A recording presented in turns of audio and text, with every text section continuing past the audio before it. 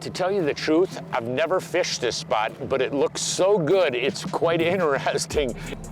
On a deep inside corner that dumps into deeper water and weeds. You know, Jake and I are going to actually be focusing on fishing bass, and specifically fishing a specific type of weeds, and it's cabbage weeds. Cabbage weeds are really sort of an interesting type of weed growth that actually is sort of really attractive for a wide variety of different fish species, from largemouth bass, walleyes, northern pike, muskies. All fish like cabbage weeds, you know, and we're blessed to live in the North Country where we have a lot of these deep clear water lakes, and there's a lot of various types of weeds that grow from very, very shallow water to deep water. But cabbage weeds is a little bit different in the fact that it normally is a different weed. It's larger vertical plants that grows in mid-range depths. And what I mean by that, anywhere from 4 to as deep as maybe in our deep water lakes, maybe 15, 16 foot of water is about the maximum. But there's a wide variety of different types of cabbage weeds, and we're going to talk about cabbage fishing, because anybody who's a hardcore bass angler and you live in the North Country, you have to know about fishing cabbage. You know, the interesting thing here is we have so many different types of weeds, and they're all not created equal, right? Certain times of the year, fish are going to be positioned in different weeds, right? You know, earlier in the year, they're going to be up shallow looking for emerging weeds. Right now it's midsummer, and these fish are really gravitating towards good cabbage beds, right? They're using that cabbage weed line. And later in the year, these fish might be using coontail, which grows as deep as, 22, 23 feet. And knowing what the fish are using will help position you where you want to be depending on the depth of the weeds they're growing in. By the end of the day, the deck is going to be covered with used craw tubes, I suspect. Boy, this looks really, really good in here. They're in here somewhere. You'd have to find them. Right on this one. So there's going to be, it's going to be a real whippersnapper review in here today with largemouth bass. But one thing about cabbage fishing is because those tall stalks like that, a lot of times what the fish do is they move up and down in the weeds. And that's not a really big one, it's a nice one. A lot of times you get in these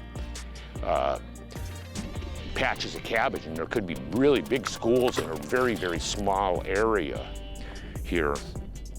But a lot of times what you're doing is fishing vertical baits. What the goal is to get down through the weeds. So we're making, what's really key about this type of fishing, because I was out with my daughter and her friend the other day, and they're making long casts, and I'm saying, no, don't make long casts, make real short casts. You're just trying to get to the bottom. It's really key.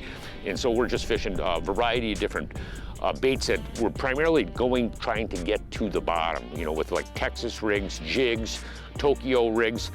The biggest thing is to penetrate through the grass, make short casts, get to the bottom, and then ultimately just shake the bait in place. There should be more there, Mr. Wallace. There's one. A better one. Better one? Yeah. There you go.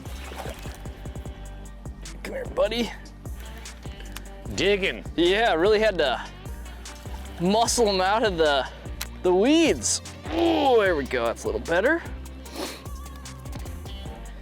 When you're punching like this, you really need to have the right gear. I have some really beefy gear at that. Let's let this guy go here, and I'll kind of run through my setup.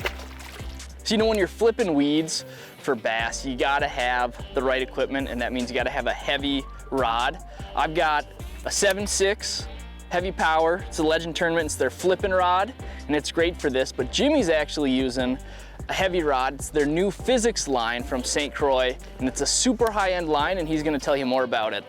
We use a lot of different St. Croix rods. They make a whole bunch of them at various price points. This is one of their new physics. This is a 7'4" heavy power, fast action rod. This is really designed for this exact scenario, for heavy cover fishing where you're flipping into dense cover and trying to pull them out of there. They make 25 different models of these rods, so 25 different bait casting rods. They're really nice rods, obviously, but your equipment is really key, because what we've been doing is really relatively simple. We're taking it, flipping it out, letting the bait sink to the bottom, and just shaking it And when you get a strike, you want to drill them. You want to set the hook, and that's where that fast action, heavy power rod, you're trying to pull them out of there and shear it right through the dense weed cover. A lot of times, depending on where you're fishing at here, we could be fishing in, 8 to 10, 12 foot of water of dense cover like we are right here. So you get it down there, you feel a nibble, you want to get them quick. One critical part to flipping baits for bass and weeds is line management with your reel. So what we're doing is we're flipping these baits out here and we're letting a little extra line out. And that's important because we're able to actually work that bait in a specific spot, right? We're picking certain areas in these weeds where we're pitching to. And by letting that extra line out, we're not pulling the bait towards us. It's staying in that one area and we can work it there for an extended period of time. And we've been using the Daiwa Elite pitch and flips. Now they're an 8.1 gear ratio reel and they're really designed for pitching and flipping, punch baits, jigs, whatever you want to pitch with. And they're great because you can quick engage too. They got a quick engage handle, and that's nice because if the fish are really aggressive, they're often hitting the baits before it hits the bottom, and you're able to engage that bait and set the hook. And they're just designed for this pitching and flipping, taking heavy abuse, and they're great for winching these bass out of thick weeds. There's one, lady. Got him? Yeah. Better one? Better yes. One. Yeah. There he is. Come here, buddy. Little beauty, little fat football. Wow, holy smokes. Woo, never let me down when I need a monster. That thing is so I fat. think I'm gonna need a still shot for social media with that. Give me a still shot. There's one, lady. Got him? Yeah. Better one? Better yes. One. Yeah. There he is. Come here, buddy. Look at that. You really need... What's that? You really need the right stick when you're doing this. Yeah. Pitching and heavy weed fishing. Because you really got a winch on them. That's a better one. Yeah, a little nicer. One piece of equipment that's really, really critical is good polarized glasses, like these wavy labels. Because what we're doing is we're using our eyes to look for any irregularities, any holes in the weeds, any isolated weed clumps, and that's what we're pitching to. So it's key because when you're fishing in 12 feet of water or less a lot of times, and so you can see those spots that those fish are likely to sit, and it's just a super helpful piece of equipment that will help you catch more fish. There's one. Size? Yeah, better. Nice one, yeah. Yeah. See, that's where they're at. They're on that they're in that inside shallow. edge. It's interesting, it's like, a lot of times you'd think these fish, oh yeah, nicer buddy, would be on that outer edge of the weed line, but right now it's most of the bigger fish have been on the inside of the weed line. And you know what, I need the Bubba for him. He was not getting off. Okay, here you go, buddy. That VMC red line hook. Things are wicked sharp and tough. All right, back you go.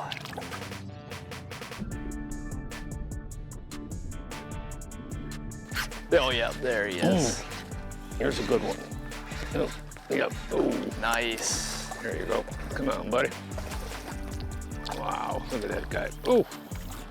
It's sort of interesting where we've been catching these fish. We've been sort of experimenting because in this particular lake, the weeds grow this cabbage grows in pretty distinct various depths. It goes from about 4 or 5 foot out to, about 12 in some of the spots, actually. What was the deepest weeds? I guess we did find them in almost 14 foot of water. But the interesting thing is where we've been catching those bigger fish is, Jake was saying, the larger fish have been up on the shallower, up on the inside edge of the cabbage weeds, which happens every once in a while. It's really dependent on where the bait fish are. But the interesting is right now you get out on the deep weed line and there's not really a lot of bluegills out there yet. It seems like they must have just gotten done spawning. And it's kept a lot of the bass, the bigger bass that are feeding on them, shallow. One thing when you look at the map, it's sort of interesting because this is like a big bowl inside corner. And where I was following on each one of these different passes was different lines of cabbage. This outside line was in about 10 to 12. This interior line, the secondary line, was in about 8 to 10. But then this inside line is probably anywhere between 4 and 6. And the big thing is this inside line is where we've caught more big fish today. So as you can see with the pile of plastic next to me, punching for bass and weeds is really effective. There's one. There you go. There's one. There you go. Not bad. They're not missing a meal here. No. Boy, they've been munching. There we go. So as you can see with the pile of plastic next to me, punching for bass and weeds is really effective. And you need 3 things. The first is a VMC rubber stopper. The second is a punch weight. And the third, and we typically like to use 3 sizes, either 3/0, 4/0, or 5/0, and it's VMC redline hook. So you start with the rubber stopper, and what you do is you take your line, and they got these little loops here, put the line through, got it connected like that, and then you just slide the stopper right onto the line. So that's on there. The next is choosing the right punch weight. Now typically we like to go a little heavier than you would typically think. There's 2 reasons. The first is you're able to really be accurate with that heavier weight. And the second is that heavier weight keeps it down on the bottom, so you're able to pop your bait in place, right? So whether you're pitching to a point on a weed bed or a pocket in the weed bed, you're able to keep that bait in that spot for an extended period of time. So we've got a 3/4 ounce punch weight, and real simple, just slide that right on up to the rubber stopper. And I like to give myself a little bit of room here, so I'm gonna tie the hook on, and I like using a 3/0 redline hook. So I'm gonna take this off the keeper, just like that. These hooks are strong and sharp. Okay, and when you're attaching this hook, you wanna do a snell knot. And the biggest reason for that is the purchase you get when you tie a snell knot on to a punch rig. You take your line and you put it underneath the hook, okay? Then you make a loop, and I typically hold it right on the bend of the hook. Then you take your tag end and you want to do 4 to 6 wraps tight around the hook.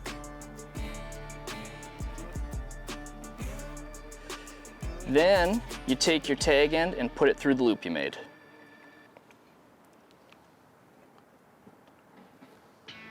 And then you can wet it and then pull it tight. And there you go. And where that snell knot attaches is actually below the eyelet of the hook. And I'll show you why it's important here. So you cut the tag end and then slide your bullet weight back down. And as you can see, when that bullet weight gets tight to it, you see how the hook is curved up? It gives you a great purchase point, and it just really helps increase hook sets. Especially, you're fighting these fish through really thick cover, and it makes a big difference. So, snell knot on a punch rig, it's the way to go. Then, just simply picking the right plastic, and you cannot go wrong with the craw tube from Big Bite Baits, green pumpkin, because everything eats green pumpkin. So, hook her up, and then we're ready to go. Ready to go catch some more fish. Ooh, here's a really good spot right here. There's a really good patch of cabbage in here. This is sort of a classic scenario. We'll hit the spot lock temporarily, depending on their mood. A lot of times when the fish are really hot, it doesn't take long. You take it and flip it out and it'll hit the bottom, or as it's dropping, they'll hit it. Oh. So you gotta be pretty fast. The way you're actually even fishing your reel is pretty key too. We're spooled with, up in there, it's a better one. Almost 50-pound test, 832 suffix braid, where you see that right there. You want to cast back to that spot right there. And a real fast action reel, which is another part of the equipment puzzle for this type of situation.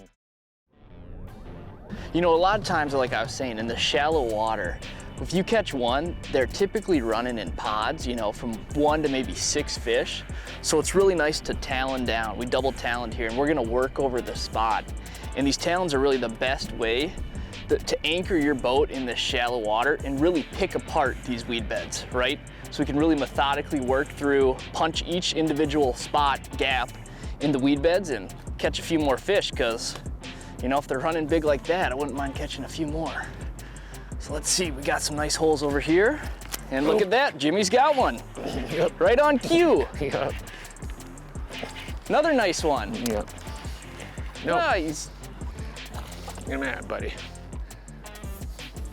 But you're right about that, how your boat control in water like this, when you're fishing through cover like this, is really key. It's really easy to move too fast in here, you know, depending on the attitude of the fish. If the fish are sort of negative, and particularly where you know, if you fish a lot slower through there, where you can either spot lock with the trolling motor if I'm in, you know, over 12 foot, or with the talons when I'm, you know, about 11 foot and shallower. I'd rather use those, because the thing, and then when I pin in, I don't have the motor kicking on and off, which is sort of nice. There we go. That's better. That's a good one. Come here, buddy. That's a nice one. Got him? Yeah, real good one, but he's in the weeds. Come on. Come on, Mr. Wallace. I know, You're you just stronger gotta than winch that. him. Am I gonna have to come back and help you? There you go. Oh. Oh. There you go. Oh, come on, boys. Ooh, see what I mean? You gotta lean on it. Even the small ones, I don't even know what I'm gonna do when I get a big boy here. Look at that. Now you're talking. Yeah, real nice one. If you want to find big bass in the middle of summer, find good weeds like that, and that's what you're gonna catch. Today I'd like to share with you a quick email that I got from a guy the other day. And what I'm going to be talking about is something that every single one of us are going to have to deal with in life. Every one of us. Nobody's going to dodge this bullet. Let me read this letter to you. Short email. Dear Mr. Lindner, I've always loved your shows and advice and your gospel ending. I'm an avid North Country fisherman, a faithful Christian. I'm seeking your advice on how to deal with the death of my best friend of 48 years and my best fishing partner. He died suddenly of a heart attack a few days ago, and I'm devastated. We had so many trips already booked for this year, and I have no desire to fish without him because everything else will be a reminder. I know to trust God's decisions in life, but this has me questioning why him.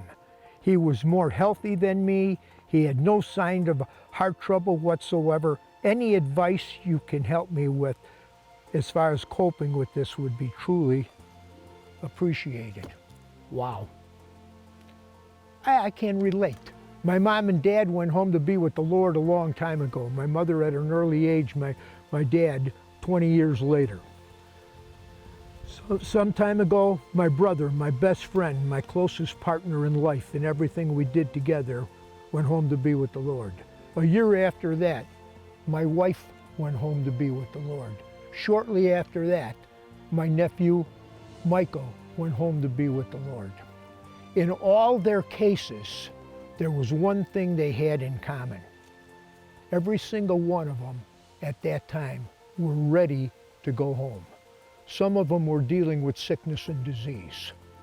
And I'll never forget my wife's words shortly before she left. She looked at me one day, 10 days before she went home, and she said, honey, I can't do this any longer. I want to go home to be with Jesus. I don't want to die in this hospital. I want to go to my bed in my house. Get me out of here. My brother knew it, Michael knew it, my dad knew it. They were all ready. There is a certain peace that surpasses all kinds of understanding when you know that your loved one is in heaven, living in a pain-free body, no sickness, no disease, and that you, according to the Word of God, if you're a believer like I believe, and many of you believe the same thing, that you will see them again in paradise. You will be in heaven with them at another. It makes everything easy. There's something, the peace and time, God has a way of healing these pains. It's called time, just time. It eases it up, it eases it up. This is not an easy message, but it's real. Every one of us got to deal sometime with a loved one like this, and you got to let him go. That's what God said to me when my wife went home to be with Jesus. She said, "It's time, Al, I'm coming to get her, and you have to let her go. You got to let it go for your own good, and to just get in, live life. There's a lot of life left in you, and God expects you, and your loved one probably would want the same thing for you." Tough message, but I had to say it. Hey, from all of us here at The Edge, have a great fishing season. God bless. We'll see you on the water. Closed captioning is provided by Smooth Moves, adjustable boat seat suspensions for a smoother ride. This segment is brought to you by Big Bite Baits, designed to bring the big bite to your line. They like to eat when you're throwing the right thing. You don't have all bluebird flat calm days. Just a perfect eating size fish. See, that's what I'm talking about, these Daiwa drag. We got walleye stuff, we got crappie stuff, we got pike. This boat is rigged up about as nice. Easy to use, and it flat out works. It's a must-have when you're talking about big waves. Well, these trout are so darn tough. Incredible 11-year warranty. So that was on a number 8 Shad Rap. Your style of boat control is really key. One was there from the very beginning. You want to be able to see in the water. The adventure begins. We are loaded for bear, we got You know, pikes. there's so many different ways to fish for walleye. Dependability and efficiency. Simple, fast, and easy. The best rods on the planet.